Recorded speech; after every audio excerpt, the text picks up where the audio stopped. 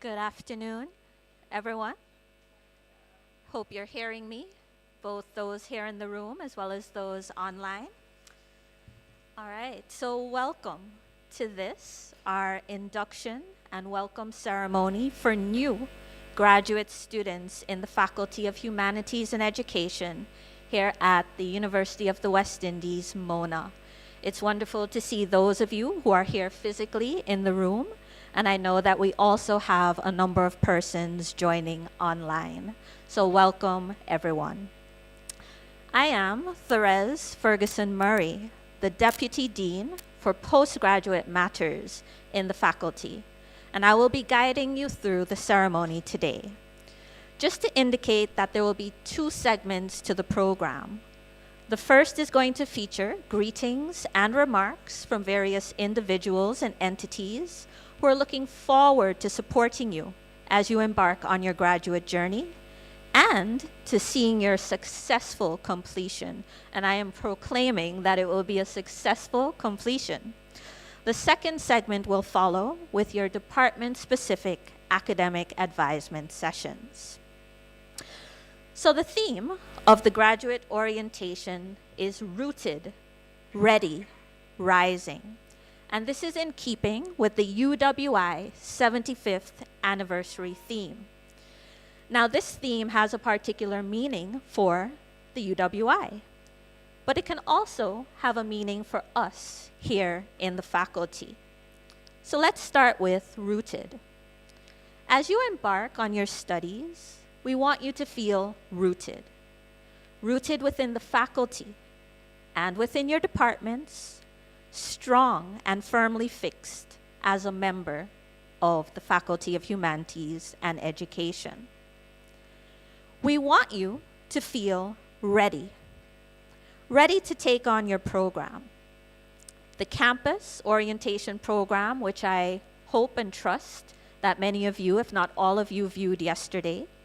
This faculty induction and welcome ceremony, the departmental advising sessions have all been developed with this in mind so that you know what to expect, what your next steps are with regard to issues such as registration, as well as the various entities and resources in place to support you.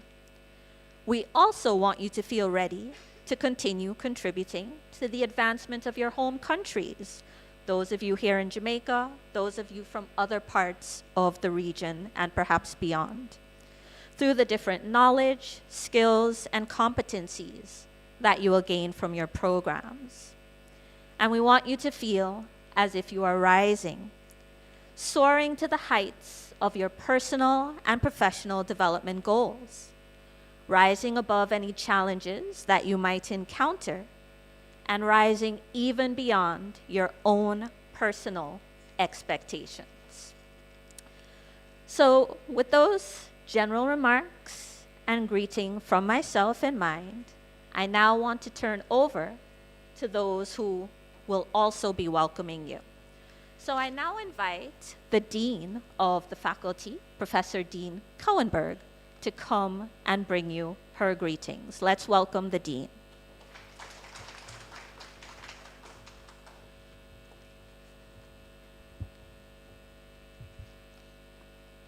Thank you, Deputy Dean Dr. Therese Ferguson Murray, for that introduction, and good afternoon to everyone who has joined us for postgraduate orientation here and online, students, heads of department, deputy deans and other members of academic staff, administrative staff, and technical support staff. It is my great pleasure to be here and to help mark the start of a new academic year. Dr. Murray spoke briefly about the motto, Rooted, Ready, and Rising. Rooted, this institution is 75 years old and rooted in the region. This faculty, the Faculty of Humanities and Education, has a history going back to the very beginnings of the university. As new postgraduate students, then, you are about to join a faculty which over more than 7 decades has graduated several thousand postgraduate students in programs across the various disciplines of the humanities and education. Our postgraduate programs form an integral part of the work we do to achieve the faculty's mission to advance learning, create knowledge, and foster innovation for the positive transformation of the Caribbean and the wider world. It is this mission which you are now joining as postgraduate students. We pursue this mission through teaching, outreach, and of course, through our research. The education that we offer at the postgraduate level both complements and is born from the research that we do in the faculty. It is the research-driven education that we offer which differentiates us from other tertiary level institutions in the region. The research done in this faculty allows us not only to engage with scholars and professionals globally, but importantly, to contribute Caribbean findings and make a Caribbean voice heard on the global stage. That we have succeeded and are succeeded in doing so is evidenced in our world ranking among universities. The UWI, remember, it's the #1 ranked Caribbean university, positioned within the top 1% in Latin America and placed in the top 4% of over 28,000 universities in the world. So as we welcome you here as postgraduate students, we hope also that you will join us on the global stage, initially as observers, then as participants, and finally on equal footing as the new generation of Caribbean scholars, supporting transformational change at home and making Caribbean voices heard in academia around the world.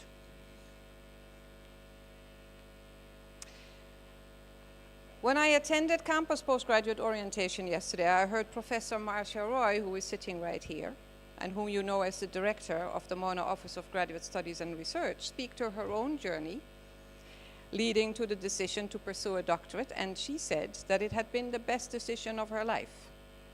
Hearing that made me think a little bit about why that is so. In my own case too, the decision to pursue research in my field of specialization and to pursue eventually a PhD was a life-changing decision. It took me to different parts of the world for my research. It made me a member of global communities of researchers who meet regularly to exchange the insights derived from their work and learn from each other. It made me a member of this university community where I've been able to educate so many students, where I have been able to contribute knowledge in areas that I'm passionate about. In sum, it has allowed me to have a life that I consider rewarding and fulfilling. So whether you are here to pursue a professional postgraduate degree, or a taught degree, or a research degree, it is my hope that the path that you are about to embark upon will allow you to similarly achieve your personal goals, your academic goals, and your professional goals, and that it will transform your life in all the good ways. Let me close by wishing you a great year and a great future in academia.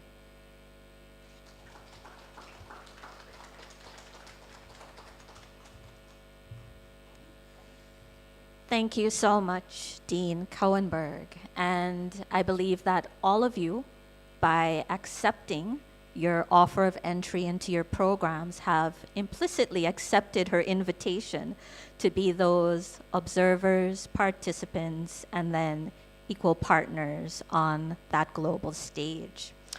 So we now at this time turn and invite Professor Marcia Roy, Director of the Office of Graduate Studies and Research, to bring her remarks.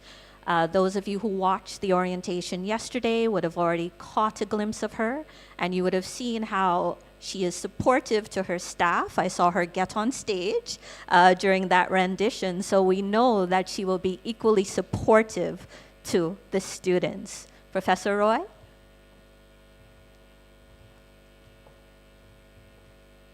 I am not dancing this evening again.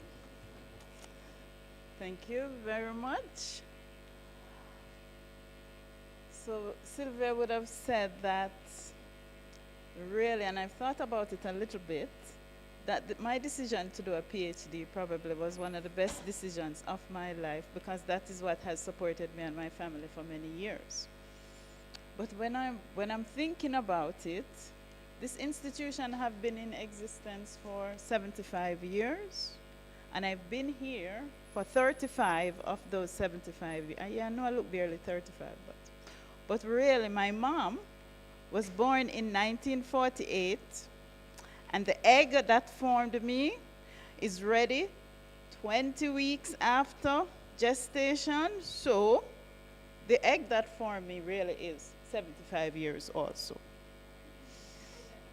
I'm just saying, okay, look good for 75.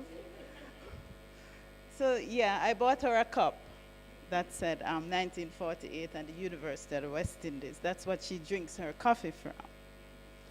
But really, this institution has changed my life, and I think many of us who come through those doors, it can do the same. I listened to Dr. Tomlin Paul yesterday about his story, and it made me think how much time we spend with each other and how little we really know each other sometimes. For the graduate students that are starting, congratulations. You know that you're in the #1 university in the Caribbean, and we're in the top 1.5% globally. And I know this place can change your life. I challenge you to try something new. Just get out of your comfort zone every now and again and try something new. Denise Eldermeyer Shearer was one of my academic mothers. And every day when I sit in her chair, you know, I expect somebody's going to call me and say, no, you can't do this job. But the other day, I had to call Denise about one of her students. And I didn't want to do it. And she called me. I had to listen and say, no, we're not going to do that. And it was very intimidating. But she said, you're doing okay, man. Just keep doing it. So come out of your comfort zone every now and again and try something. Try something new, and you would be surprised that it might work. The other thing that I have thought about, which is very important to me, my son Jamie is coming to UWI. He's going to start Monday morning. And that little kid has been coming to this campus since he was 6 years old, every evening in my office. So it's kind of surreal to see him mature and come for actual classes. And he's chaperoning everybody around because he knows this place inside out. And Jesse is the first one, and Jesse is doing his MSc. So you can understand how much this place has impacted my life and now the life of my children. So I hope that one day you'll be able to tell a story like that. The other thing I want to say, if you have any issues, both as graduate students and staff, most people have my number. I prefer to do a conversation more than email back and forth, right, Livingston? Just send me a message, man. We get so much things solved like that. I'm not into the back and forth and the CC everybody, and I want a solution now. So you can always call me. For the graduate students, if you have an issue, you take it to your graduate coordinator. If it's not solved within a week, then you take it to your associate dean. If your associate dean not solving it, then hey, you can come to me. That means it's going to take 3 weeks before we come up with a solution, but Dr. Stanberry said our responsibility is to get these students out as fast as possible. So that's what we want to do. Nothing fashionable about doing a PhD for a long time. So I invite you, if you have any issues, please just reach out to us and we will try to solve it. In the Office of Graduate Studies and Research, we are trying to automate many of the processes that we have so we can respond to you in real time. So that might help in our response. We're a small team, but the more graduates we have, the more recruits we have, and the more graduates we have, then that's how we measure a lot of time our successes, and whatever comes between, except the teaching, we will try and help to resolve those. I have several orientations that I have to go to, so I'm going to sit and listen for a while. So when you see me run out, I'm heading to another one, and I have a third, and I have a fourth. So I wish you all the best. If you need any help, I'm here to do that. If we solve the problems of our students or whatever issues our students have and they graduate, then that makes all of us successful and our institution successful. Thank you. Thank you very much.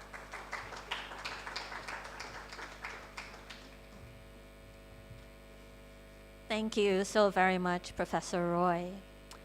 All right, so as we move along, you have met the Dean, you have met Professor Roy. We're now going to invite you to meet your various departmental heads and directors. This will be done via a special video message, but a number of them are in the room. So as the messages are played, look out for them in the room. Give them a wave. If you're online, you can do a shout out in the chat. So let's hear from our directors and our heads.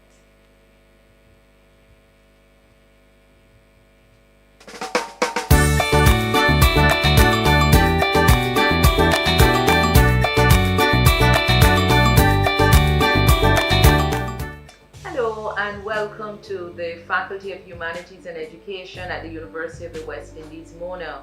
My name is Rachel Mosley-Wood and I'm head of the Department of Literatures in English. This department offers 3 graduate programs, the MA in Literatures in English, the PhD and the MPhil.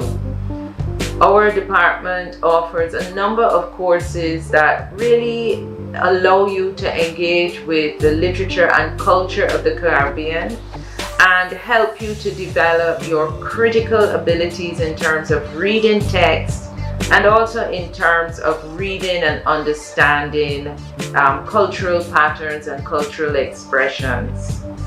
I hope that you have a really exciting time here at the university and that you give your studies all the attention that it deserves, but also that you take time to enjoy and take advantage of all the activities that the campus has to offer. My name is Dr. Dave Goss.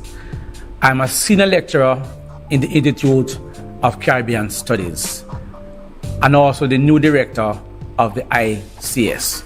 It is my privilege to welcome you as new graduate students to the ICS. In the ICS, you know that we focus on the cultural industries and the importance of becoming a cultural intellectual. Our goal is to ensure that you maximize on the opportunities. Today, many societies are recognizing the importance of the cultural industries to their socio-economic development. And as such, you as our graduates, you become pioneers in this very exciting field of interdisciplinary studies and also in cultural studies. We wish you all the very best. We are here to support you, and we know that you become our proud graduates because you will be learning to apply what you have learned in cultural studies to the greater cultural realities. Take care and God bless. Hello everyone. As head of Modern Languages and Literatures Department, I want to welcome all of you, especially the new and returning students who have chosen our department to pursue their postgraduate studies, whether it is an MA, an MPhil or PhD. Congratulations on your previous achievements and for coming this far. This year, the Department of Modern Languages and Literatures offers an online MA program in translation, which allows students international visibility as well as intercultural competence to interact in our global multilingual society. Also an interdisciplinary MA program in languages, literatures and film studies that expand on your theoretical background, develops critical thinking and awareness on social, cultural, and historical Latin American themes. We also provide supervision to our MPhil and PhD students who are pursuing their academic interests. We encourage you to get involved in courses and actively participate in departmental and faculty activities and research seminars. I would like to emphasize the need for peer collaboration. Share your knowledge, share your findings, share your research. Give each other feedback. Do not isolate yourselves, because it's by sharing you grow as an academic, and do not limit yourselves to the university. Participate also in international postgraduate conferences and seek out collaborations with postgraduate students who share similar interests across the globe. Finally, use all our communication channels. Visit our offices. The administrative and academic staff are willing to help and offer you support to succeed. We look forward to working with you, and I wish you a very successful academic year. Hello everyone. Welcome to all new graduate students in the Faculty of Humanities and Education. As the Director of CARMAC, I extend a very special welcome to the new graduate students who will be studying with us at the Caribbean School of Media and Communication, doing their master's degree in Communication Studies, Communication for Social and Behavior Change, and Integrated Marketing Communication. We also welcome our MPhil and PhD students. In this upcoming academic year, we hope that you'll get involved in your various courses and participate in research collaborations with your classmates as well as your faculty members. We look forward to working with you and wish for you a very successful academic year. Once again, welcome. Good day. Welcome to the University of the West Indies, Mona campus, and in particular, the Department of Library and Information Studies, otherwise known as the DLIS, in the Faculty of Humanities and Education. As a graduate student in the DLIS, you are embarking on an exciting journey filled with endless possibilities and opportunities. The department boasts a long-standing tradition of excellence. During your time here, you will interact with a dedicated team of experienced faculty members. We pride ourselves in providing a stimulating learning environment that promotes critical thinking, collaboration, and innovation. Beyond the classroom, the department offers numerous professional development opportunities. Internships and networking events are also a part of what we do. These all allow you to gain practical experience and to forge valuable connections within the profession. We encourage you to actively engage in these activities to enhance your academic journey and to prepare for a successful career. As you embark on this new chapter in your life, we assure you that our departmental staff and faculty will be here to support and guide you every step of the way. We are committed to your success and are excited to witness your growth and achievements throughout your time at the University of the West Indies. I am Dr. Rosemary Heath, head of the DLIS. Once again, we extend a warm welcome to you. We look forward to meeting you and to sharing in a rewarding academic journey together. Graduate students, Congratulations on acquiring the qualifications and demonstrating the readiness for graduate work. And thank you for choosing this faculty and our multidisciplinary Department of Language, Linguistics and Philosophy, DLLP, as the space in which to pursue your studies. If your interest is in linguistics or English language, we will stimulate you with program concentrations in areas such as language acquisition, phonology, sign language interpreting, sociolinguistics, syntax, and approaches to teaching academic, professional, or technical writing in English. If you are interested in principles underpinning cultural norms and epistemology, ethics and values, or human existence and experience, or programs in philosophy are waiting for you. We also offer a wide array of electives that are open to graduate students in other departments. In the DLLP, you will have opportunities to be innovative as you engage in significant original research and contribute to generation of new knowledge that will be significant for you, for the university, and for regional integration and development. Our highly qualified and experienced lecturers and supervisors will inspire you and guide you gradually to academic and professional independence and stand with you through to successful completion of your programs. And our administrative staff in the department office will be ready to offer support when you call, email, or visit. You will also find that participating in our clubs and graduate level activities will help you to develop to your fullest potential. Students, welcome. Have a great academic year and a fulfilling graduate program. I'm Julian Cresser, head of the Department of History and Archaeology, and I'd like to extend a welcome to all of our new graduate students. You'll be doing the MA in Public History and Caribbean Heritage, a new program that has been redesigned to meet the needs of today's industry professionals.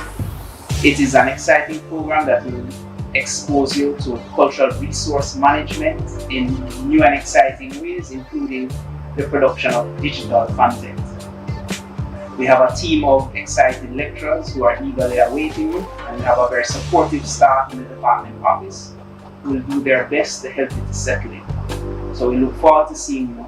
I wish to welcome all students to the University of the West Indies, the Faculty of Humanities and Education, and a very special welcome to you all who have chosen to continue your studies with us in the School of Education for this academic year. I want to thank you for choosing UWI Mona, because I know you have options and you could be anywhere else, but you have chosen to come to us. I guarantee you that you will not be disappointed. Let me assure you that once you're in the School of Education, you are in very safe hands. So what do you expect from us here in the school? Well, we offer a number of programs at the graduate level. These are usually done by trained teachers who are interested in professional development. The MA degree is offered in a number of specializations.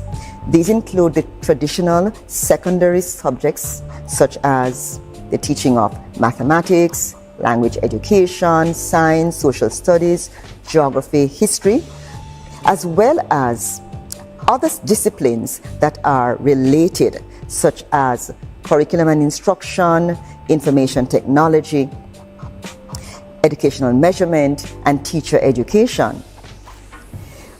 We are also always constantly improving our offering. And some of our more recent programs include the MEd in Sustainable Development and Peace Studies, Educational Planning and Policy, Educational Leadership and Management, Early Childhood Development, as well as Inclusive and Special Education. And these are among some of our newer programs. Now, those programs will be for our trained teachers, but we also have one program for pre-trained teachers, and that's for persons who are interested in becoming certified as teachers. And that's our Master of Arts in Teaching that we offer to graduate students who are interested in becoming professionally certified. Along with our master's level programs, we also offer the MPhil and PhD degrees in several specializations. Once again, let me welcome you to the School of Education. The very able, competent, and professional academic, administrative, and support staff of the school stand ready to help you to realize those dreams that you have, which are connected to completing your studies here. I wish you a safe, productive, and rewarding 2 years with us as you join us in the School of Education. Walk good.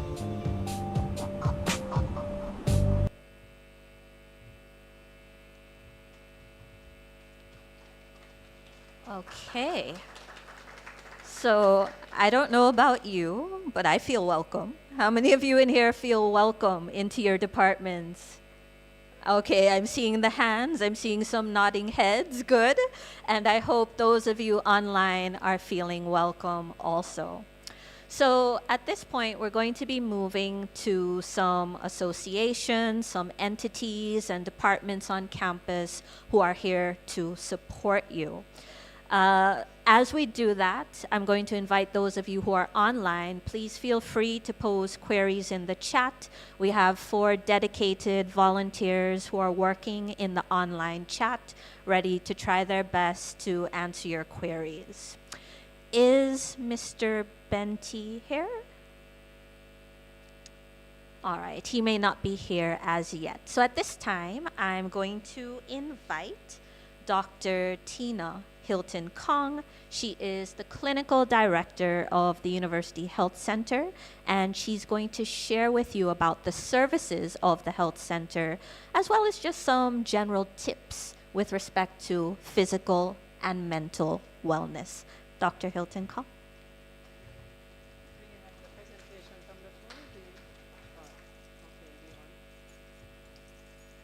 Sorry, I could just talk, really. I have a presentation.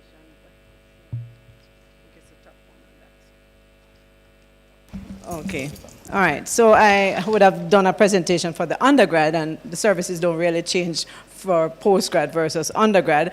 The health center, good afternoon, by the way, and welcome. I am not as, pricey as those on the online, and but we have an exciting program at the health center.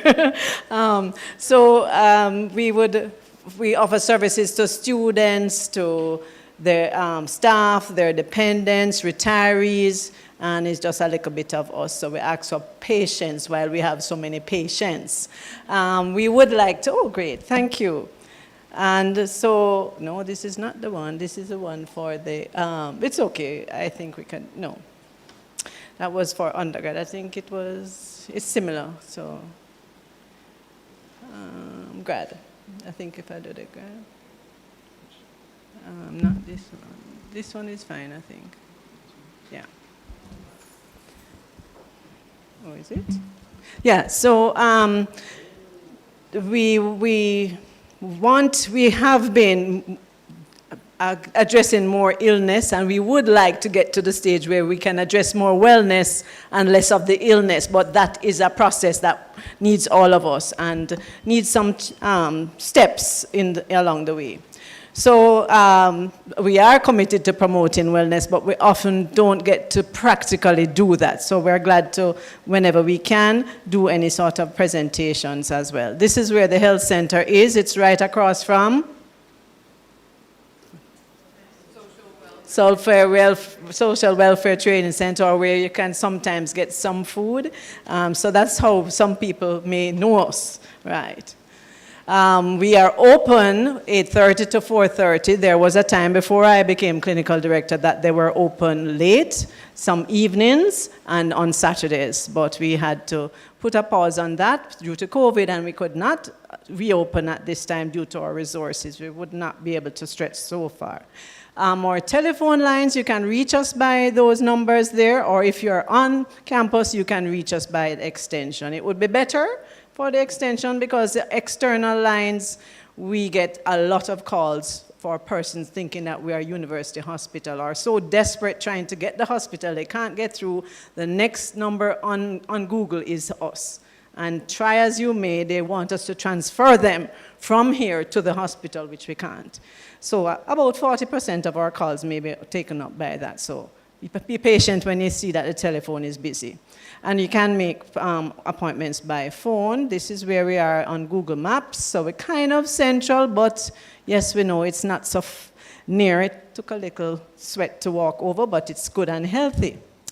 The services we offer are for nursing services. So you may come and not necessarily see the doctor. You could come, and if you want to just have your blood pressure checked or your blood sugar checked, you could do that. You could come and have a dressing done. You could come and, just nursing service. You want to do a pregnancy test, you could come and do that. We do have our doctors, 3 full-time doctors we have, not 3 usually at a time. I have one on study leave and so on, but we try to get some coverage. And those we have appointments as well as walk-in. Usually they will screen for the day to see what is priority and what they can manage and who can get an appointment and so on. And we have a dental clinic. At the moment, we are probably there just offering like pain management and some consultation as we have some environmental issues that we need to sort through. The pharmacy, that's open for everyone. Outside, not only just persons who we cater for at the health center. So people can come from the health center the community health center down the road, or from anywhere to get our pharmacy. And we have found a way to be able to improve our supplies. So, because we got a bad rap, and people know us as you call them and they don't have it. But I'm telling you, test us out. And if we don't have it, just tell us, we can try to get it, or there are some limitations at times where stocks are not available from the distributors. We do have a public health service that we offer vaccines, and this year I am really trying to have that we can offer vaccines not only to nursing and medical students, which is what we have done, but to also staff. Because from time to time, staff needs their boosters, as well when I do medicals and so on, instead of having to send them outside, we could actually have it there. And our counseling services are up, I would say that's probably our flagship services, because our counseling services are in demand. Counseling here on campus, mental health on campus is at another level. I know the head of the counseling unit says she really needs persons who have been trained in trauma-informed care. Those days when we could get by with a little counselor that may have had some little sort of minor training, we can't. We have to really have clinical psychologists and so on. So I always say, remember your physical and your mental health is the bees. Your breathing, we don't have to think about breathing, but sometimes it will help us to be mindful in our breathing, to help us to relax, to help us to think. So just, taking those breaths short, keeping them, blowing out, doing a square when you do that, some simple things. The many techniques are online. Eating, that little picture there is Ministry of Health promotes, that's how our plates should look, probably as colorful. But I know when we get our box lunches that it looks white with rice, plenty rice. Or some food, because we say we want to be like you saying and eat some yam, but then we're not. And then we cover it with gravy and all of that. So basically, if you look at that, the healthy way is half of your plate should have fruits and vegetables. And I know what vegetables cost like now at the market, so you're going to even have, you'll have some vegetables which are pasta with a little grated carrot in it. And pasta is full of starches. So let us try to be more conscious about that, and probably also advocate, because I think the university is also trying to ensure that who supplies meals here are trying to have it more nutritiously. And our exercise, so take a walk over to the health center. You could exercise that way. Park your car over by FST and walk to FHE when it's not too hot. To try to weave in exercise as much as you can. You're busy, you're working, you're doing postgrad, try to see how best. And your exercise doesn't have to be at a gym. But the campus has lots, as someone in the presentation said, enjoy the campus. It's a beautiful campus. And we have lots of spaces that you could actually exercise down by the bowl or so on. And there's Faculty of Sports, I had joined that. They have a UE Moves. And I have started from October 2021. And I took a pause in June when I had a lot of stuff to do and said it was too hot, and so I'm back. It was 3 evenings and a group of us, and then it's also becomes a kind of social thing too. So it's $500 a month for a Jamaican, for a staff member or student. Hello, Jamaican dollars, 500. The guy who is our coach says, people don't want that because they say it's too cheap and they say it can't be good. I don't care, 500, I get a trainer and us and a group of us, and we get exercises and we quarrel with him and he quarrel with us and we have fun. So I would encourage, sign up. And you can also have other programs too. At the Faculty of Sports, thank you, at the Faculty of Sports. And they would actually do some checks, see what you are at the beginning and then, and so on. So you can get some progress reports. So sleeping, but I say for exercise, make sure you enjoy it, because you don't want to be a chore. So it should be something that you enjoy. You're at home, and it doesn't have to be, when you open the cardiology protocol, it's not what pill you are to take. The first thing is about exercise. Half hour, 5 days a week. It can be 10 minutes, 10 minutes, 10 minutes, 5, as long as you do it. And so do things what you enjoy, dance, skip, whatever. And sleeping. I tell myself this too. I did not sleep 6 to 8 hours couple days this week, but you're trying to catch up with some of your admin work, but similarly you'll be trying to catch up with your studying and so on. Every now and again that will happen, especially if you work and all of that. But in truth, we sometimes are making it worse for ourselves, because unrestful sleeping is a very important part of your health. That's when your body repairs itself. So that could even prevent you from cancer if we stretch it, not too far, because it's sleeping and during that REM sleep that your body repairs itself and get rid of things it doesn't need. So it's very important. Safer social life choices. You guys are more mature, but even when we are more mature, we can make some very stupid social choices from time to time. So check in with yourselves. It's Friday night. A little alcohol is nice sometimes, but we don't want to get too delighted, or we might have this nice-looking person, but then that's about all there is, and then we end up in some situation. So let us just be realistic, and also, I think, be good on yourself, because sometimes we beat ourselves too much for those stupid mistakes we made, but we just need to say, oops, note to self, it's a mistake, move on. Because otherwise you trap yourselves with misery, which is not good for your health. So to use the health center, you just need your health card. UE offers Sagicor card at the moment. You can use it externally as well as on campus. You can use it, if you're using it on campus for students, they just swipe the card. UE just gets $500 from the insurance company for that. If you are using it outside, you need to look on the card and see what the card covers. The rest you would have to pay. But it's open to use outside. And medication, there would be a co-payment. Be wise about your health card. Look at it and know it. So I think for students, you have like a set amount that you'll get free. I think it's like $6,000 if medications that will be finished in no time. But then you pay that. You get into major medical, where your next set of drugs you have to pay up front, $5,000 worth. Then after that, you're into the 80%, 20%. Some pharmacists don't remind you about that. Our pharmacists will, okay? So just remember, these are some of the tricks. So yes, so just make sure you know the benefits. And you will get that you get it once you have your ID card and your health card. Here's the part I would like to spend a little time on. Sometimes things happen. Life happens, something happened, you got into hospital, whatever, and you really could not continue. Don't stress about it.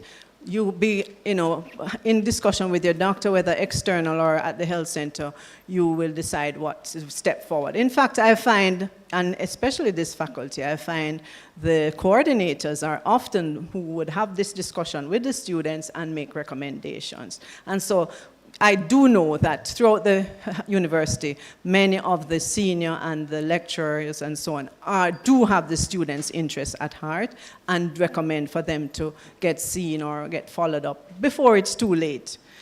And so if it is that you have a situation, then you could apply for leave of absence. What we would need for that is the medical report, a detailed medical report that you sent to the clinical director, not to your coordinator. Nobody in admin needs to know your medical information. You can send your sick leave, which says you will be taking 10 days. Doctor says you need to take 10 days, 2 days, whatever. That's what you send. That you send to us as well as a detailed medical report. The situation is I have been diagnosed with endometriosis, I've been diagnosed with bipolar, I'm on a, and that's a doctor-to-doctor discussion. In fact, you have to actually sign that you would like that information to be disclosed to the doctor. Because I've called doctors, I've seen students send things, and the doctor might have written something vague, or I need to check. And when I called the doctor, he said, I don't have anything signed to say that the patient wants me to disclose, even though I'm a doctor calling. And so part of that form for like final exams, it has at the bottom, I, Tina, signed to say you can, Dr. Miles could disclose to you, Okay, so it's very, especially in this time of data protection. We value and we do have confidentiality because we are very serious about that. And also, if you're unable to sit, you can send in that exam exemption from before. You don't have to wait 2 years later. Many times, these are the situations we're trying to do this back thing, and then there are issues. All right? Is there any question relating to the medical certificate? If it's not exams, if it's in course and so on, it's not a final grade, you can simply send a 6 certificate. It's just that the formal medical excuse has to come through the health center. So you could send a 6 certificate, it's 2 days, it was for a presentation you were unable to present. We will do a letter to say, this person had a medical condition, please excuse. We will never say this person has endometriosis, this person has bipolar. We'll never disclose the medical diagnosis to the administration. Okay, that's in-house in your file. And this would be like what the coursework form would look like. So you just, because we need the information as to who is the course director or coordinator, what's the course code, and so on. And you could tell us what those numbers are like, whether it's a lab, whether it's a mid-semester, whatever. And this one is the exams form. If it is a final grade subject or activity or an exam, you can get this online under the examinations tab. It is a form, medical form, I think it is entitled, and there's a part A and a part B. Part A you complete correctly.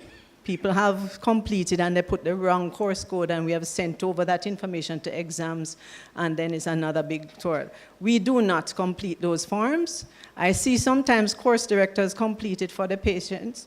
We do not. If we have something and cannot read, we ask them to write it. We are very careful to say that, if anything, it's you made the mistake, not us. All right? And it doesn't have a telephone number on it, but I would urge, please put your telephone, because at times we would need to call you. And the part B of the form would have the medical report section, which the doctor can complete, or if they wrote a letter which has enough information, then we don't need to complete part B. And as I was saying, the immunizations, at the moment, that's not quite started. We hope that by mid-September, we would be able to offer some of these vaccines, and we're trying to access them from the health department so that we can get them at a fairer price than outside, if they're available. Like chickenpox is not available, and hepatitis B at the health department, so we have to purchase those outside, and we'd have to pass on some of that cost. I wanted to also let you know we're working with Health Connect Jamaica. That's an organization that operates through the Faculty of Medical Sciences, and that is in collaboration with USAID, they work to try to help to improve the access of persons living with HIV and prevention services for HIV. So Health Connect, they are also trying to work through the health center so that they can offer to students the free oral HIV testing and also PrEP, pre-exposure prophylaxis for HIV. That's fairly new, and we're working with them. Nurse Jacinth Moore, she is their face. And we already went through that, and I said the dental services for now are a little bit limited, but when we're back on track with some of our, let's say, infrastructure needs, then we will be able to offer more cleaning and so on. We can't do we can't do braces, we can't do some of those extractions because they are more complex, so we would often refer outside or to polyclinic. So you can, and I said that's our pharmacy, and they really try. I think of all the services at the health center, the pharmacy has made if I have most improvement student, I would say the pharmacies. They have made every effort to make it more available.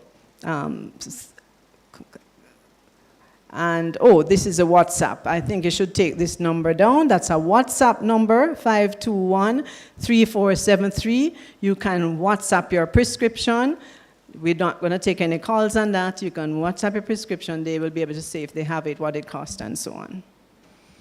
And our counseling services, we are there. They're very limited. We have 4 counselors at the moment, which include part-time, and 1 psychiatrist. So, but they work together, and we try very much, and they often are on call 24 hours, especially at this time with orientation and lots of on-hall activities happening. All right? If there are any questions, comments, I thank you for your attention, and I hope everybody stays well, and if you happen to be unwell or think you're unwell, check it out, whether at your private or here at the health center. Thank you.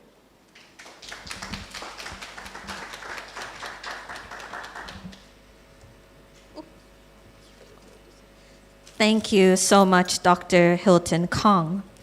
So Mr. Benty is here with us now. He is the president of the Mona Association of Postgraduate Students. He's going to welcome you.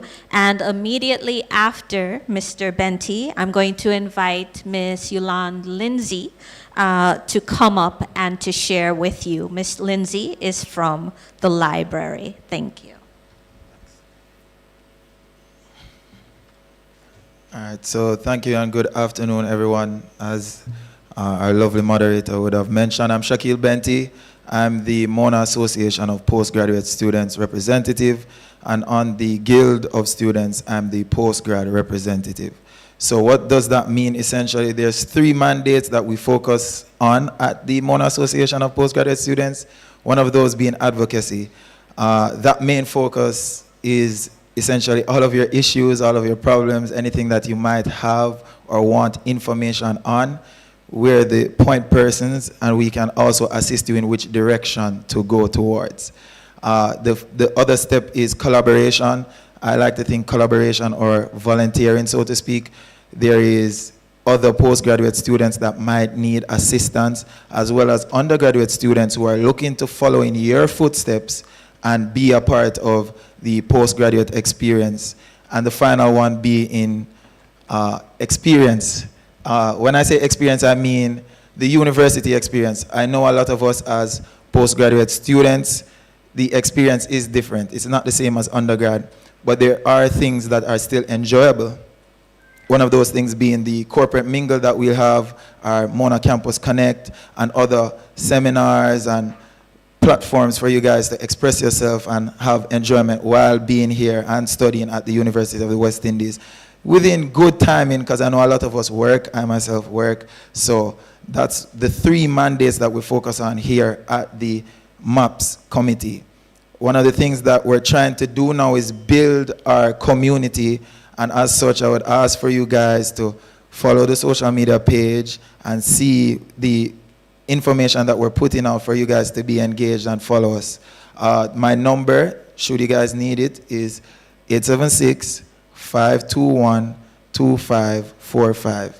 It's 876-521-2545. And I just want to welcome you guys to the experience here at the Humanities and Education. And as you pursue your postgraduate diploma, just make the most of it, find an avenue, make your impact, and I wish you all the best in your studies.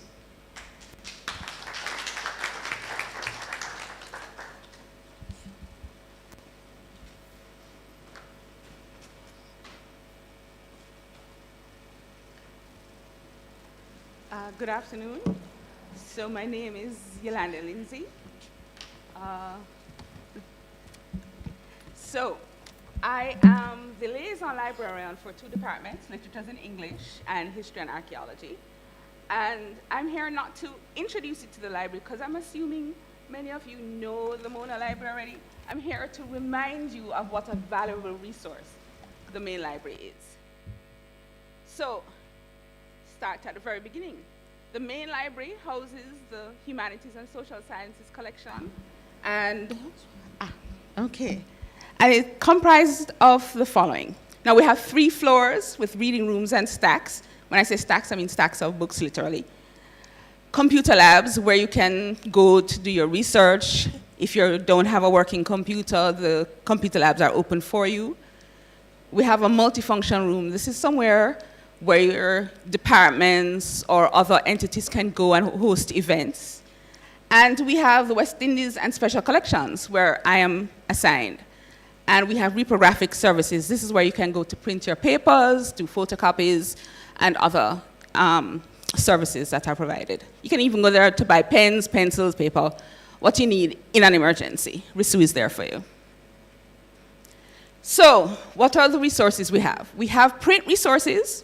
And for this presentation, Humanities and Education, the resources at the library are organized according to Library of Congress, which is an international standard of organization for print resources.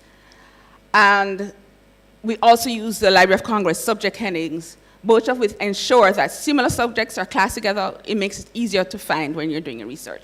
So these are the basics, the very basic breakdown of subjects in the Humanities and Education section. We have philosophy, psychology, C for auxiliary sciences of history, history of civilization, archaeology, D for world history, E for history of the Americas, L for education, M for music and books on music, and P for language and literature. And it breaks down into the most specific points that you could find. So we also have electronic resources, and it is comprehensive. It spans all subject areas in the social sciences, in the humanities, in education. All subject areas. Downloadable articles and books are available.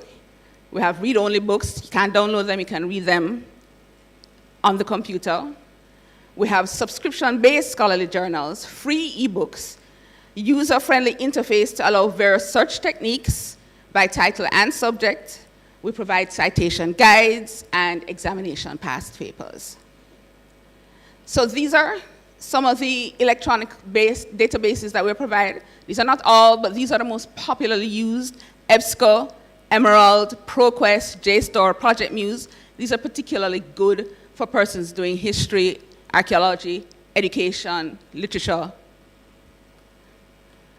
And these are our book vendors. When I say book vendors, we're talking about ebooks here. eBree, SpringerLink, eBooks, eBook Central. They provide a very good variety of books, literature on the subjects that you're studying. So how do you access these resources? Well, as long as you have your ID and your password, which you will be assigned, you can check out anything from the library. We're talking either physically or online. You can come into the library, browse our shelves, take up what you need, go to the front desk, and check out the books. Or you can go online, look at what is there. You can download the articles that you want. As long as you have your ID and your password that we're talking about, OURVLE, you're set. Any questions you have, you come in and you ask any librarian on duty or any librarian that you may know, and they will help you. There are 2 ways to access your e-resources. You can go to the library's page, that is, you go to UWE's main page, click on libraries, and you click on resources, and it will give you a list of resources that should suit your research purposes. Just look at what you need, click on it, and if you still don't find what you're looking for, come and find a librarian.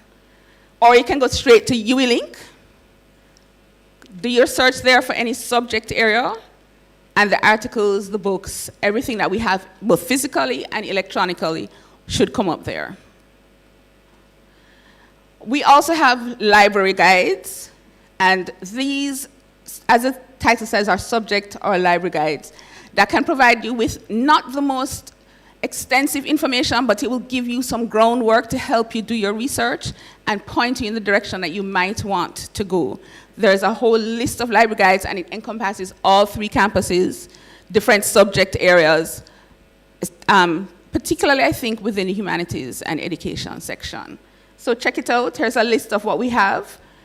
West Indies and Special Collections. Oh, yes, I'm going to pitch West Indies and Special Collections. It is a very unique collection. Its whole priority is to collect literature on the Caribbean. We have microfilm, we have some film, we have books, we have articles, all focused on the Caribbean. So come in, do your research. Also, the thesis collection is kept there. So if you want to, for example, check out somebody else's thesis who may have done something similar, you can come in and look. You're not allowed to leave with the thesis, but you can examine, you do your research. You can sometimes find sources from these theses as well. It's a very extensive collection, and it goes back to, I think, the 1950s. So what are the services? We provide library orientation, such as this.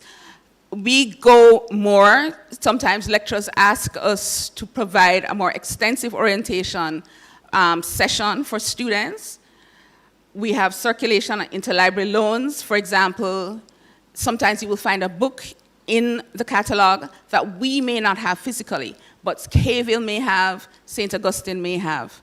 And we will intercede on your behalf to see if we can get a copy of the source for you to either borrow, or if they were willing to scan it, digitize it, so you can get a copy of it, within, of course, copyright rules.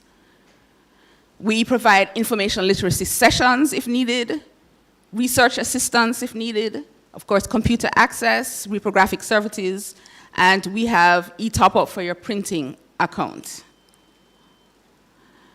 Reference services are in person, over the phone, via email. You can use reference.library. In fact, let me break it down for you. For reference.library, if you have research needs, that is the email I would advise you to send your research queries to.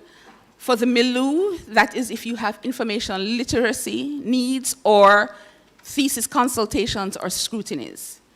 We have an instant messaging via WhatsApp that you can text your queries to. We will always respond, and as quickly as possible. So remember, remember, you can access our services and resources anywhere, anytime. We actually do offer 24/7 service delivery. Your UEID is a passport to the library, and the library is always there for you. I mean, we're always there for you. We have an online service. So any questions you may have, feel free to contact us at any time. We will have, as the semester goes on, sensitization sessions on how to use UELink at different times. So please keep checking your email. We'll tell your lecturers. Please attend when you get the opportunity. That's it. That's it. Welcome to your library. Please use us. We're there for you.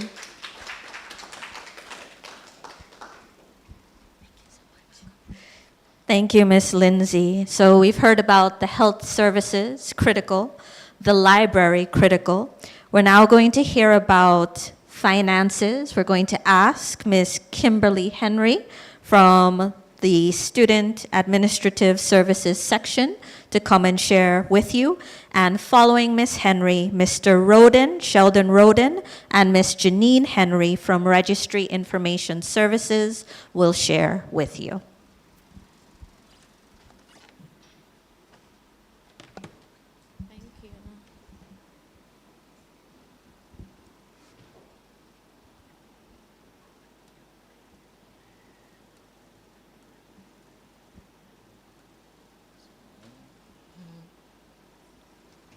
Thank you. All right. Good afternoon, everyone. All right, so on behalf of the Bursar Department, I would like to welcome you to the UWI Pelican family. And if you're a returning Pelican, big up once more. Now, I'm representing the Student Administrative Services section, more commonly known as SAS, as well as our twin office, the Billings and Receivables section. Now, our primary role entails anything when it comes onto your finances. So if you have any financially related questions, SAS is the place that you need to go for the customer service. So we're here to provide you with financial advice, financial information.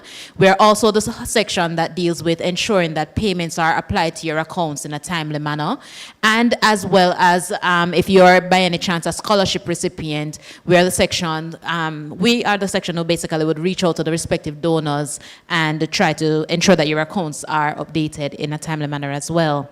Now, if you've not yet made payment of your commitment fee, you can certainly go ahead and do so. The commitment fee is basically a deposit that you make towards your account and can be used to offset any future charges that are applied. So, for example, the first thing that might be taken or it might be used to make payment for would be the miscellaneous fees. If you, for example, requested any documents like any financial letters, the commitment letter, the commitment fee is there to help to pay for that. So there's no need for you to make another payment once the commitment fee is there. But importantly, it is non-refundable. So if by whatever reason you choose to maybe defer, or you want to start next semester, or you want to change your program, it is a one-time fee that you make the payment of, but just letting you know that it is non-refundable, neither it is transferable to another person. So at any given time, a student can anticipate at least 3 main charges to be applied to the account. Naturally, tuition should be charged to your account once there's registration. And the amount that is charged to your account is dependent on your program of study. Things, for example, your nationality might play an important role, as well as whether you're full-time or part-time. Things like that help to determine the final cost that is applied to your statement of accounts. Miscellaneous fees are mandatory. So once you're registered at the institution, you are charged a miscellaneous fee that is a one-time thing. So you pay the miscellaneous fee only once per academic year. If by whatever reason you are living on hall, that's the only time you can expect for a residence charge to be applied to your account. And naturally, the charge that is applied for residence will be based on their hall of that you're residing on. So I mentioned the main fees, but how do you go about finding these fees? Now, the fees are available online. They're published on our website. The easiest way to locate it is to Google or to use any search engine and type UWI check fees or check fees UWI Mona, and it is usually the first link that is populated. Upon clicking on said link, you'll be taken to an interface that looks like this. And you would naturally will select the option depending on the information that you're looking for. So if you'd like to confirm your tuition, you would click on the link for graduate programs, tuition fees for graduate programs, miscellaneous fees, residence, you name it. But there's also a link here that makes it convenient for you to locate our e-services platform where you can make access the e-commerce website, so you can make payments online from this platform as well. So the miscellaneous fees, that mandatory fee that I outlined earlier, as a graduate student, if you are traveling to school, the miscellaneous fee is $30,457. But if you're living on hall, it is $38,957. Now, both the fees mentioned already include the cost for your ID card. So upon making payment, you can go to the ID room to sort out your ID. If your receipt does not explicitly say miscellaneous fees, they might direct you to SAS for you to get some form of support that you can provide to them to say, yes, you have made payment of your miscellaneous fees, and then you can go forward with the ID. So payments can be made at any one of these authorized payment locations. So the first two, which would be the bursar cashiers or e-commerce platforms, are the fastest. So any payments made here will be applied to your account immediately. The bursar cashiers, if by any chance you're down on Western Jamaica and you have the money at that point, or you'd like to use your card, you can go to the Western Jamaica campus and it will still be reflected on your account as a MONA student, and vice versa. But other options include NCB, whether it is a bill payment option. We are available there as a bill payee. There's also the option for Educom, JN, Western Union, Bill Express. All these options, they already have our banking information, so there's no need for me to provide you with same at this time. And these options, you can expect a processing time of at least 24 to 48 hours for it to be automatically routed to your bank account. Now, the very last option that is there, which is the wire transfer, this should be used as a very, very, very last option. One, it takes the longest time to process. It includes a lot of manual labor, so it results in us having to go forward to manually locate the transaction on our statements and then subsequently update your statement of accounts. So if you can utilize any other option, it is strongly encouraged that you do so. But if for whatever reason the wire transfer or a bank transfer is the only option that you have available at that time, then you would have to contact SAS for us to provide you with the banking details that you need to fulfill the transaction. So the e-commerce platform, just a quick introduction. So remember that link, the red button that is on the check fees platform, or you can access the e-commerce platform by searching for UE services on any search engine.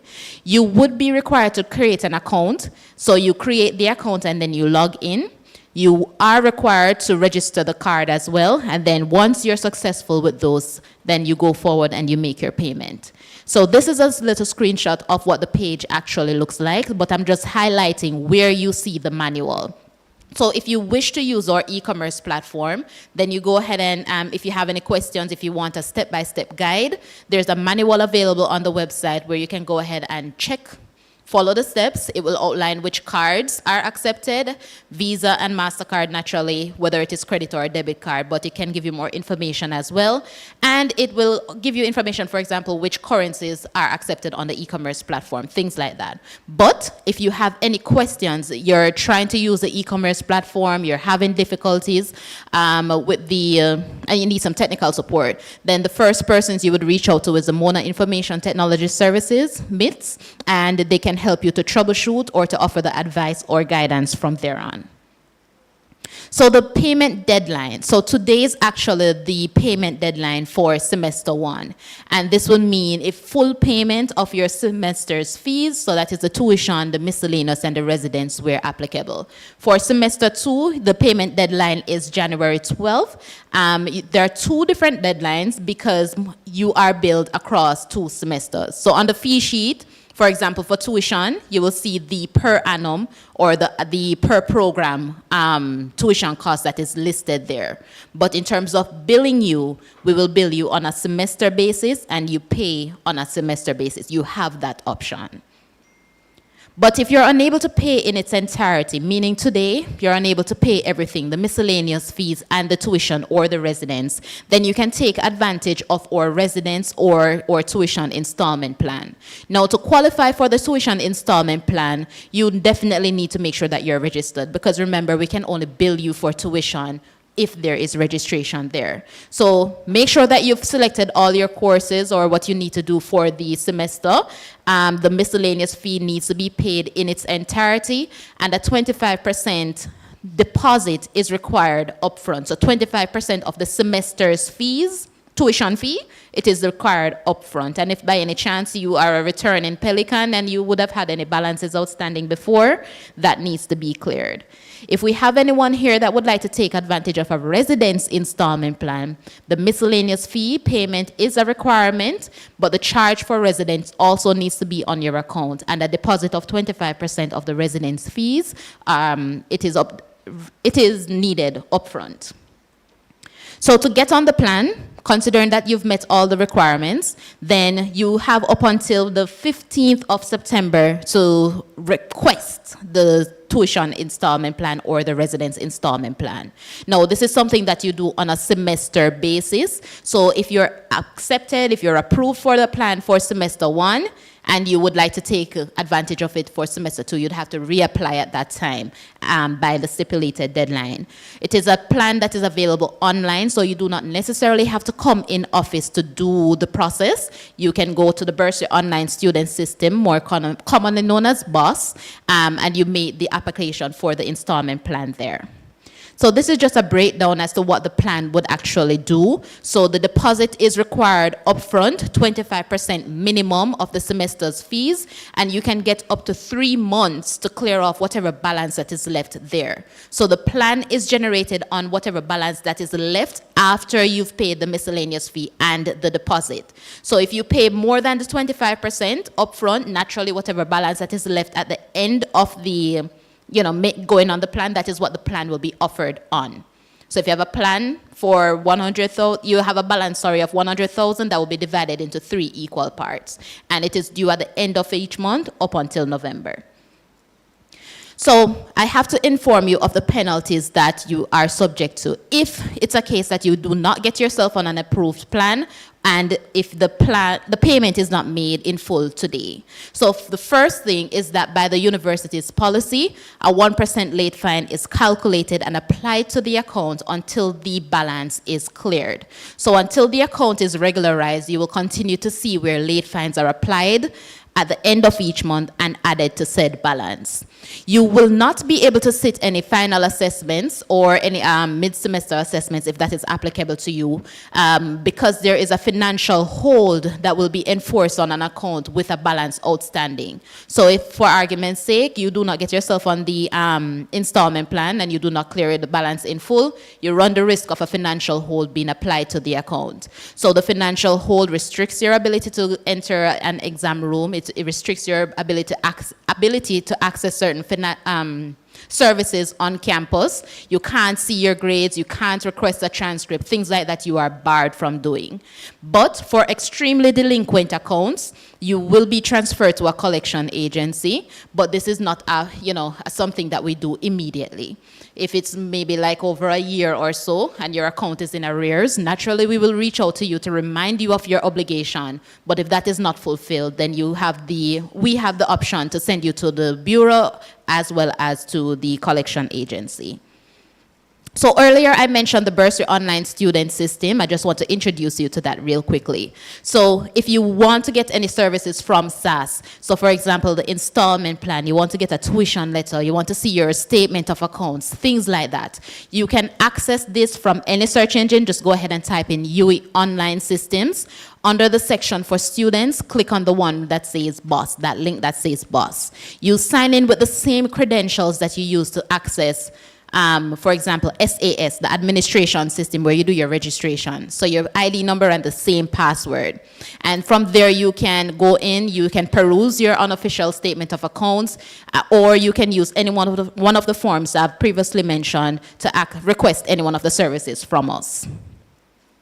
But if by any chance you're sending anyone to do business on your behalf, you can't come to us in person, or you're asking someone to call on your behalf, the proxy authorization, which is also a form that is available on the Bursary website, is very, very important. Meaning, we will not be able to give anyone any information about your account without an active proxy authorization in place. Because there are legal implications that can be taken against the institution, and we do not want for that to happen. So if you're sending anyone to do business on your behalf, so you're sending anyone to collect documents, to seek information, financial information about your account, please enable the proxy authorization via BOSS, and we will be able to assist accordingly. So these are just questions that I would have already addressed throughout the presentation. But if you have any further questions, you can reach out to us. We're available on weekdays, 8:30 to 4:30.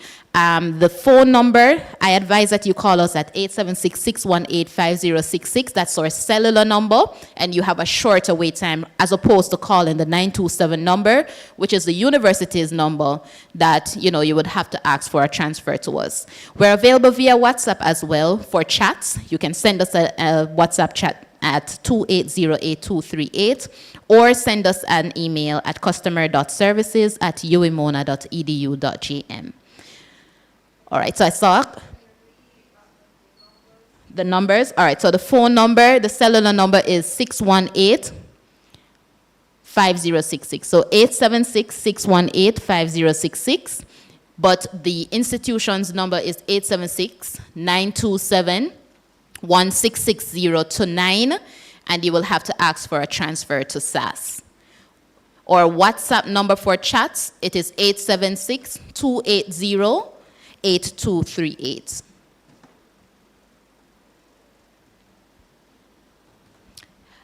All right, so I saw, yes.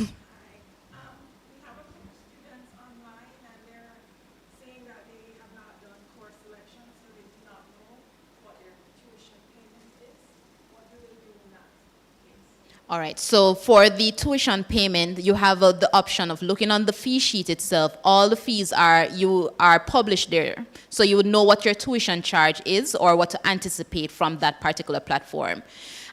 Or you have the option to wait until the registration is complete. So these students would not have selected their courses just yet. So they have the option to wait, but if they do that, it's already past the deadline. So as soon as they register, I urge them to just go ahead and make payment. But they can pay in advance, and when they do register, the charge will just come from the payment.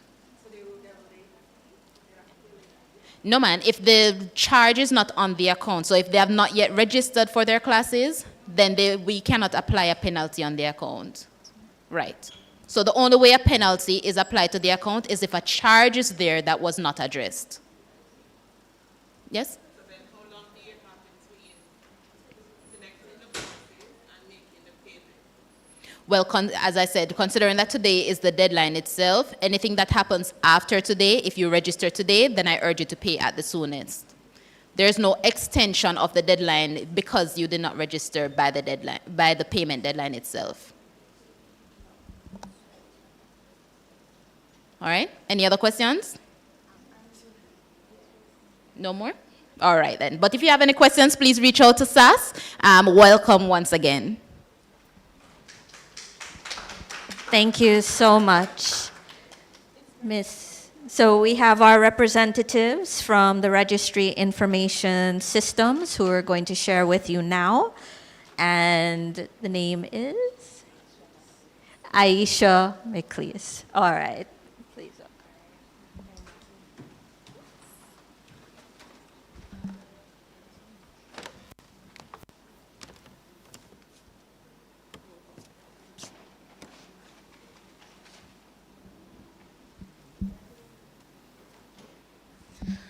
Good evening, everyone. Thank you for having me. So this is going to be a very quick presentation. We're going to discuss course selection a little bit and what you need to do in order to complete your registration so that the information that was just provided to you can be put into good use. So to move really quickly, registration involves course selection, which means all students are required to go onto our student administrative system online. You can simply put that into Google and it will take you straight to your login page. For all of our systems, you will enter using your student ID number and your password. Once you have entered SAS, you will navigate to the Banner 9 registration portal, and you will see the links to these once you have entered SAS. Now, once you have completed course selection, which simply means adding your required courses to your record for each semester, the final step in the process is gaining financial clearance, which simply means once you have registered and have been charged, you pay your fees. This allows you, your registration plus financial clearance allows you to sit your exams. So it then means that registration is of vital importance to reduce stress, because graduate studies is a stressful time for all of us. I know I'm a graduate student, right? So before you even log into SAS, Sessions like these are hosted to allow you to get the information that you need about your particular programs or your majors, and it will also give you some information about what your course codes would be. All of this information is also available in your handbooks or any other program brochures or documents that you would have gotten from your departments. And so this also forms the initial stages of what we call academic counseling here on campus, which is just to ensure that you are very, very familiar about what is required from you per semester and what needs to go on your record to be registered. Once you have your course codes, then you proceed to SAS and you select those course codes. You're registered, and unless you need what's called an override, you pay your fees, and then you get financial clearance, you pass, and you leave UA. And do great things out there, right? So then,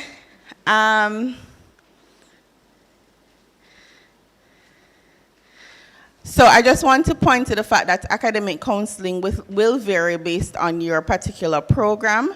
If you need information or just, you're unfamiliar with the program, what may be required of you, I know that the persons working in the departments, they're my coworkers, so of course I'll say this, but no, it's true. They're very, very helpful. They have all of the information you need. If you're ever feeling confused about what to do next, please reach out to your lecturers, reach out to your admin people, and they'll give you the best guidance.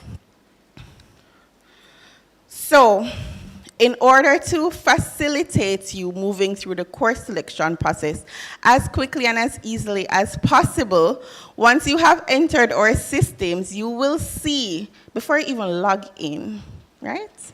You will see videos, video tutorials of how to log into SAS, how to select a course, how to request an override. All of that is there for you. And you'll be able to, it's very quick, so it's not going to take up a lot of time, because time is of the essence. And we also have PDF guides inside the portal. So after you've logged in, if you forget something from the video, you'll still have documents inside that will help you to figure out what to do next if you come upon something that you're not really quite sure what to do with. So, I want to remind everyone that you must be registered per semester. And the system will ask you, it will ask you to select which semester you're selecting your courses for, and you'll search for those courses that are available in that semester. So currently we're in 2023-2024 semester 1, and so that will naturally be the first semester that you select to register for. Once you have searched for your courses and selected them, added them to your record, you simply move on to registering for semester 2 once you are aware of what your courses are. I saw a hand.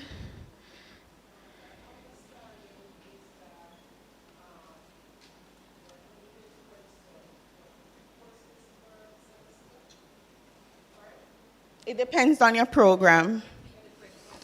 Okay, so what I'm hearing is that you were told that you need to register for 3 courses per semester. That's the question? Right, and,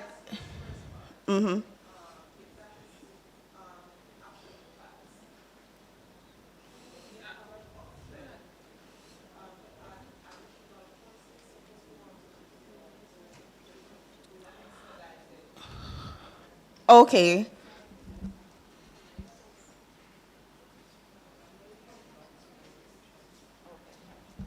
All right.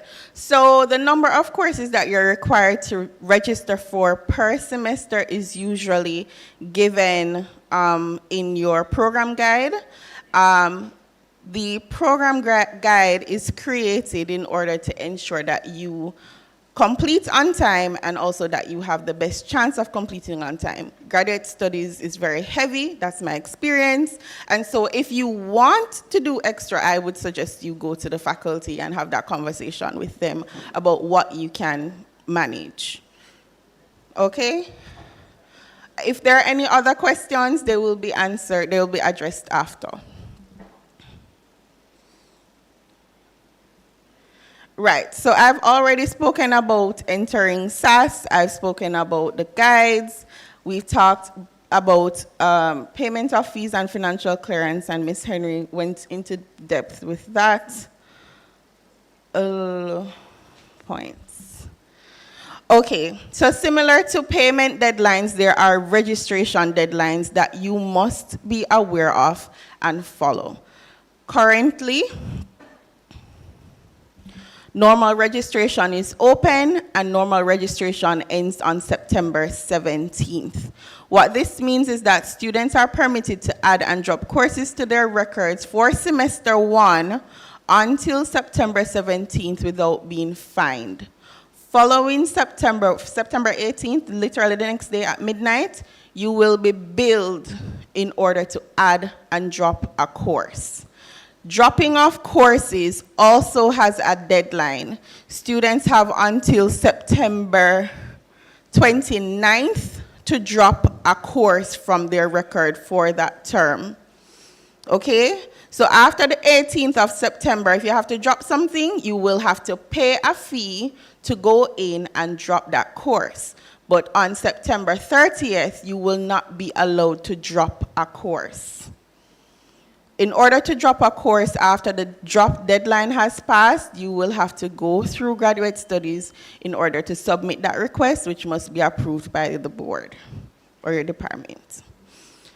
I should also point to the fact that the penalty increases as you move through the semester to add your courses.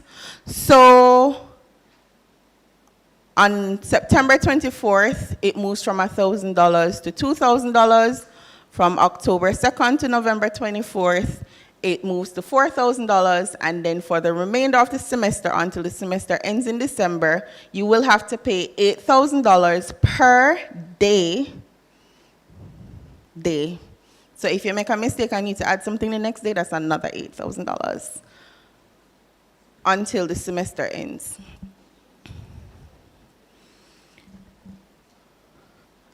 Again, we urge all students, graduates, undergraduates, to register as early as possible to avoid the penalties. If you can, get in early so that you get this out of the way and just start moving into courses. For graduate students specifically, you will become familiar with attributes on your courses which differentiate students. So currently, there are courses on the system which are scheduled for GPA students in a GPA taught program and courses scheduled for non-GPA students. Now, your departments would be able to better advise you on where you fall, and so they would also tell you what streams you need to register for. So for each course, when you move into the system, you will be required to select the particular stream that you need to be able to register for that course. If, for example, you were to select an incorrect stream that has been scheduled, you will get an error that cannot be overwritten, and you must then drop that and go and select the correct stream.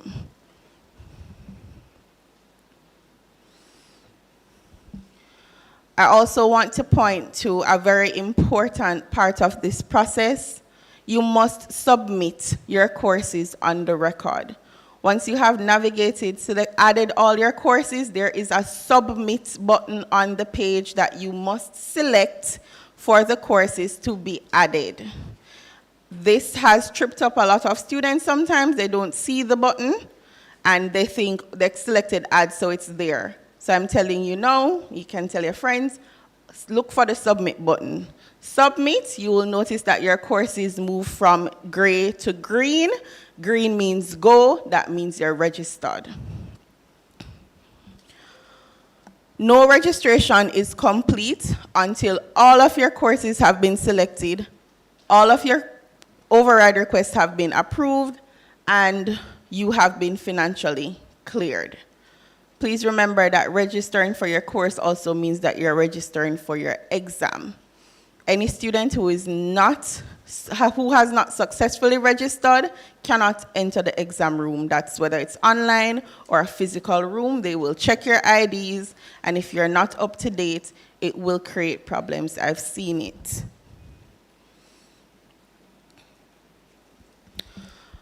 For all students who need their ID cards, which you must have, again, you are expected to pay your commitment fee, and then you will be able to be processed inside the Assembly Hall Monday to Fridays from 9 to 6 p.m. Currently, we have an ID section there that allows you to print your ID. So once you've paid up your miscellaneous fees, then you can go in, and our assistants there will guide you through the ID process.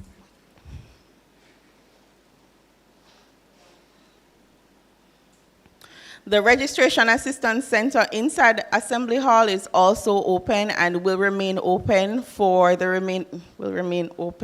until the end of the normal registration period. There are computers there, there are assistants there, there are members from our office there to help and support all of you throughout the registration and course selection process. So if you feel that the resources online still kind of shaky for you, you can come by the Assembly Hall and we'll be more than happy to walk you through the process.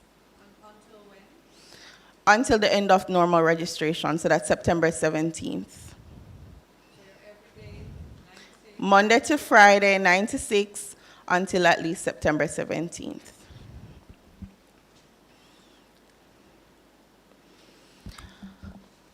If you're having issues with course selection, you can also email us at course.selection@uwimona.edu.jm. This email address is specific for course selection queries. So if it's a billings query or something else, then please don't use this email address. But once it has something to do with selecting your courses, you can shoot us an email. We will respond. We will. And you can also contact us at any of the numbers on the screen. So if you need to take a screenshot, you may go ahead and do so. Our office is also located on the first floor of the Assembly Hall building. So if you need to come over to work anything out with us, we're right there. You can come by, you can visit us. Okay.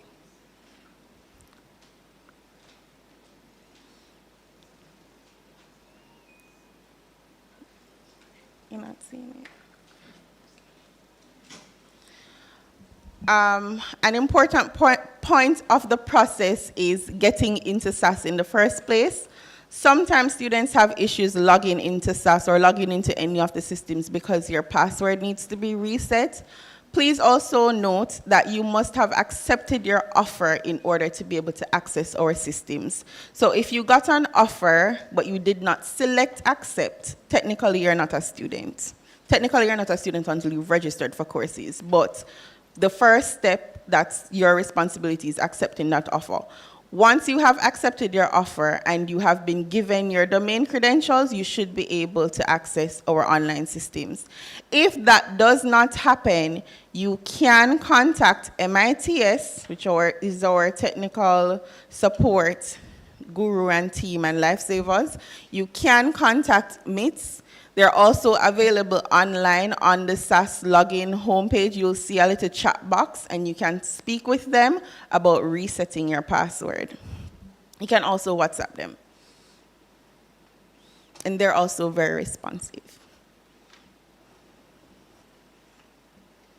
If you need to take this, I would take this picture.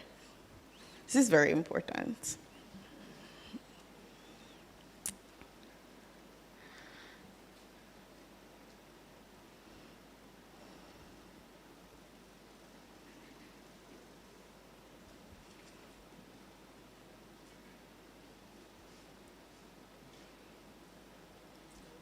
All right. Okay, and that's it for my presentation. So thank you so much for having me.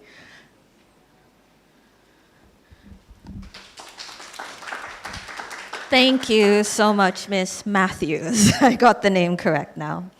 All right, I know it's been a lot of information, and I know it may feel overwhelming, but you will have time, and you will have time in your soon coming departmental sessions.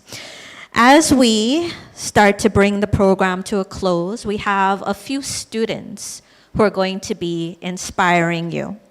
We have two students, I hope that they are here, Julia Jackson, an MPhil, wonderful, PhD student from the Department of Language, Linguistics, and Philosophy. Tamara Scott McFarlane, the president of the Association of Graduate Researchers in Education. They're going to both make their way up and briefly share with you a few tips to help you on your journey. So Juliet, Tamara, and then after, we're going to have Blair Santos, who's going to be inspiring you with a poem, correct? Yes.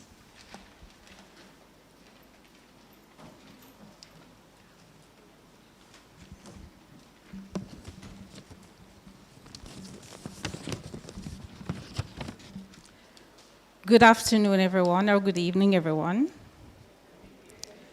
I just want to congratulate you for making this very significant decision. Give yourselves a round of applause.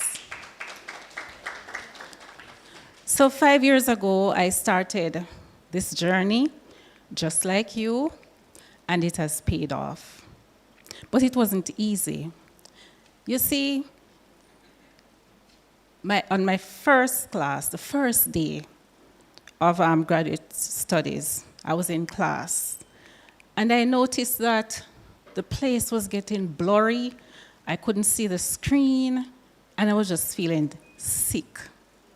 The following day, things got worse, and I ended up in the hospital and was admitted for 2 weeks. I had diabetes.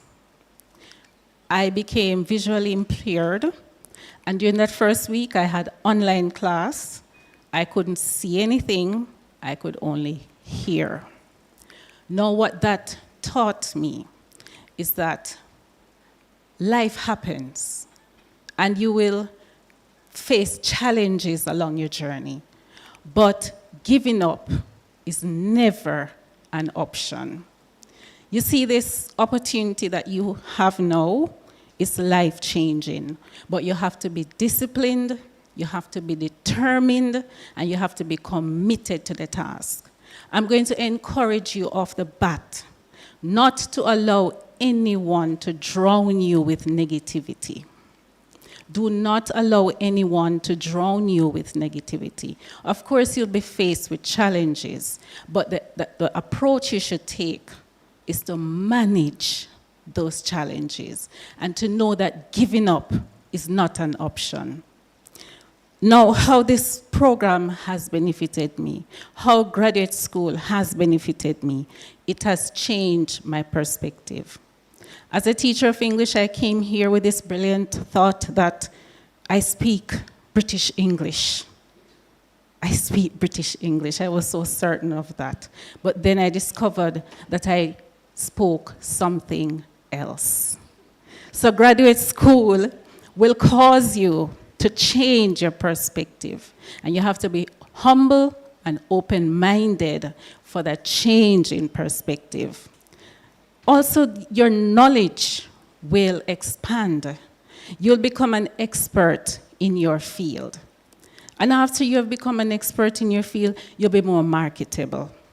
I became more marketable after graduate school. You also have the opportunity to contribute to your discipline. I came up with a brilliant idea. Well, I came up with an idea, a field of study in linguistics, and it happens to be the first in the Caribbean. So I'll be helping my country, and I'll be helping the region. I worked hard, and I was awarded a departmental scholarship for which I am grateful. So I want to assure you that things will only get better for you. Do you believe me? Yes, it will get better for you. Welcome to grad school. Persevere, press ahead, and think positively, and all will be well.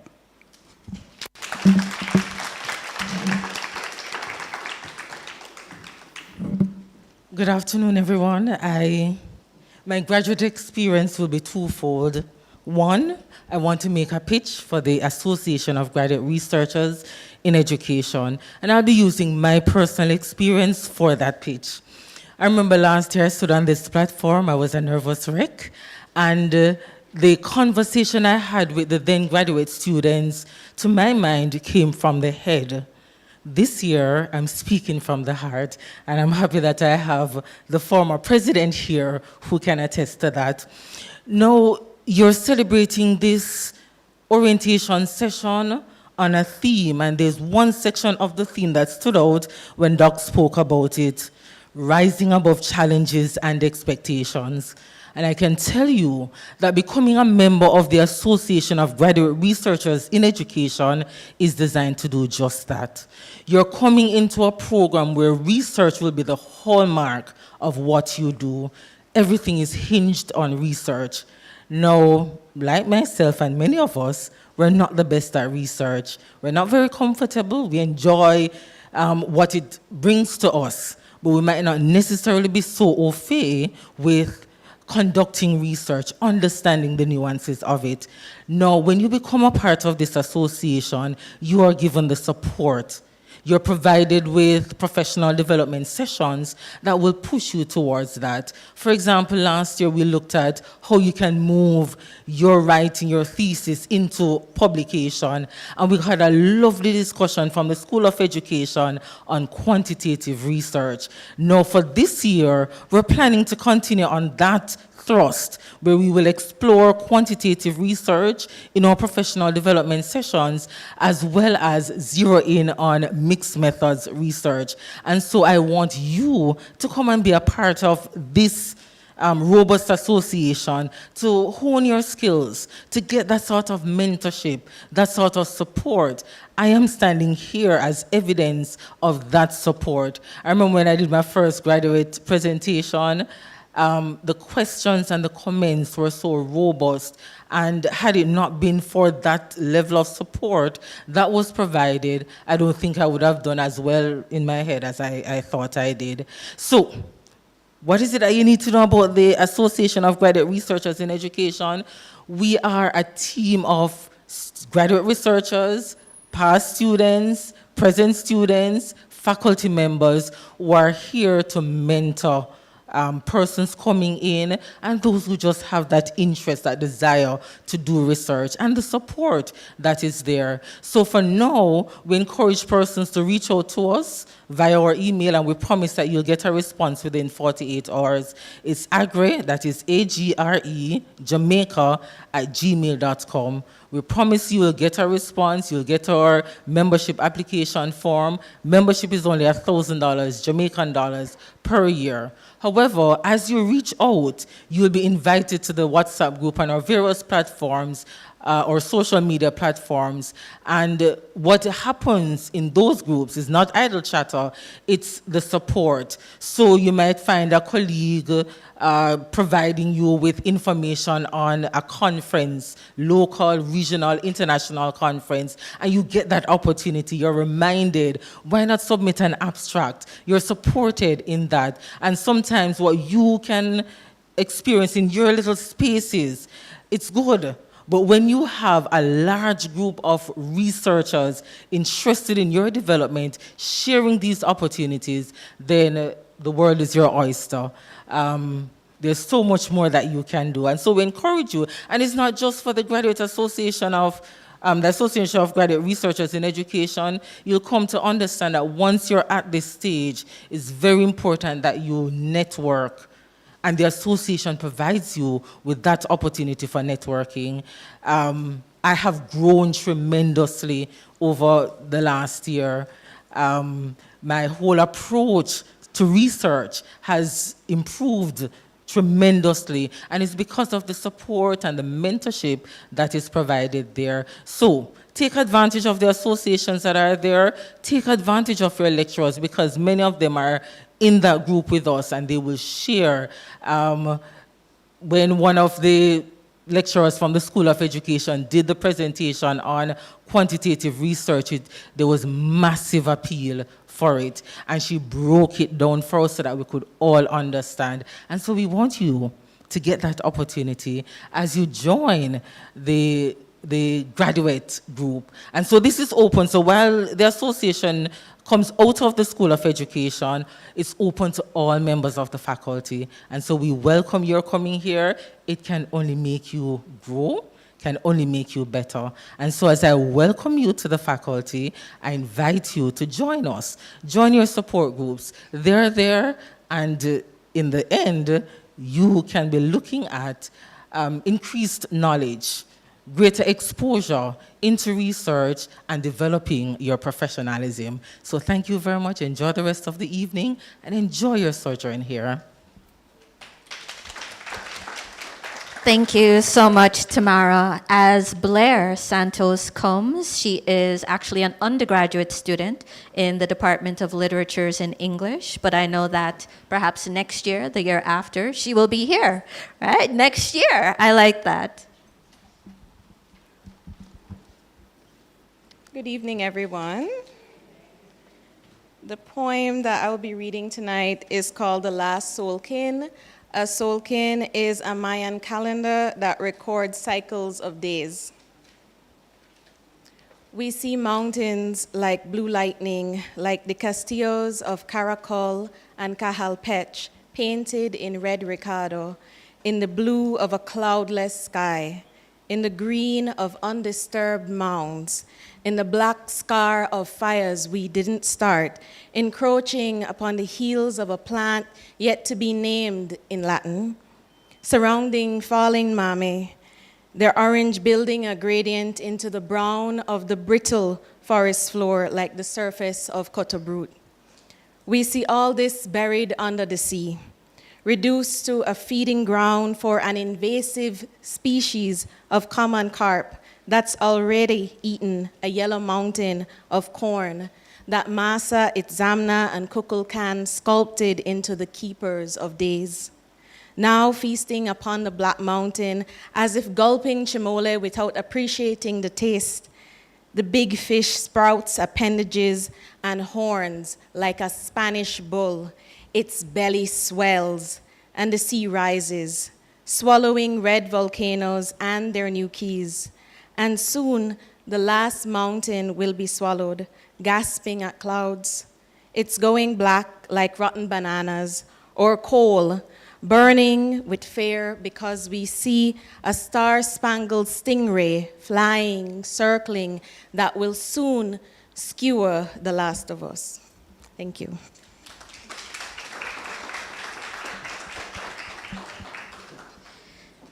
Thank you so much, Blair. All right, so we have come to the end of this segment of the program. Before we transition into your academic advisement sessions, allow me just a minute or two to express thanks. So firstly, I hope that you have been informed, encouraged, inspired as you get ready to begin your various programs of study. I want to thank Dean, Professor Kauenberg, Professor Roy, the team from the Office of Graduate Studies and Research, the heads of departments and directors, and those who shared with you such critical information from the UWI Health Services, the library, the bursary, and the registry information systems.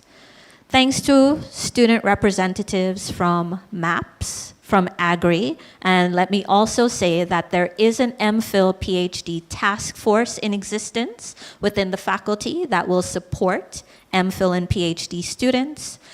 And of course, the students who shared as well, Juliet Jackson, remember what she said, all will be well and never give up. And to Tamara McFarlane. And of course, Blair, who shared that poem. Thank you to the academic and administrative staff and graduate students who have been supporting the live chat. Tamara De Inez Anton, Ashina Williams, Karif Clark, and our postgraduate coordinator from Department of History and Archaeology, and I know she'll forgive me. And an immense and special thank you to Ms. Katie Ann Hussey and Mr. Carlington Forrest from the faculty office, Peter Watson, the team from MITS, you have seen them here, and this could not have happened without them helping to support the live stream. And of course, thank you to you, all of our new graduate students in the faculty here in this room, those online, welcome again. I wish you success in your endeavors and trust that this will be a time of continued growth, engagement, and enjoyment. So the program now continues with your academic advisement sessions. You know the different rooms, you know the links, and